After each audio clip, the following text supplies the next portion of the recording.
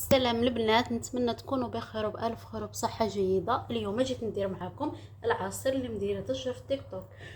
هذا العصير مفيد وزوين لرمضان ان شاء الله، بغير بجوج حبات برتقال وبجوج حبات كيوي.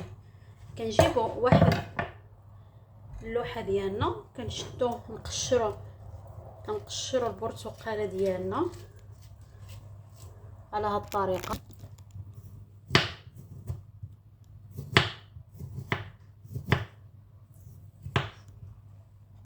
البنات كنجيبوا واحد الكاس اللي غنطحنوا فيه، كنديروا فيه الليمون بوحدو، يعني البرتقال بوحدو،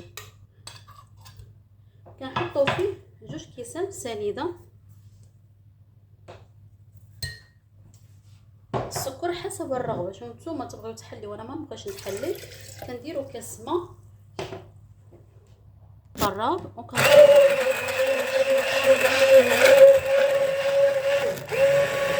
البنات كنزيدوا هنا نص كاس ديال الماء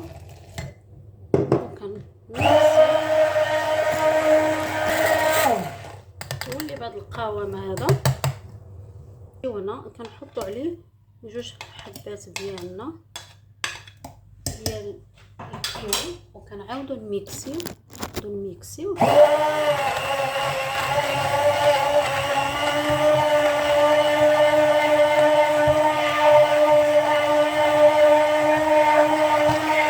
القوام هذا كيجي خاتر زوين.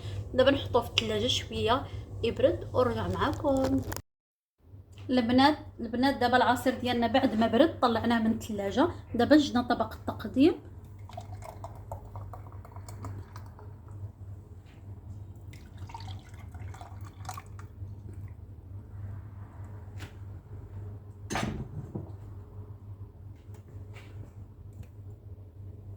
البنات دابا كيجي على هاد الطريقه هذه، كنقدموا لكم بالصحه والراحه، ونتمنى تجربوه. راه مضاد للاكسده وفيه فيتامين سي، ونتمنى تجربوا. راه كيجي زوين وبنين، وبالاخص في رمضان كيكون الجو سخون. ولا عجبكم الفيديو ديروا شير وبارطاجيو، ما تنساونيش من لايكات زوينه بحالكم. بالصحه والراحه، مع السلامه.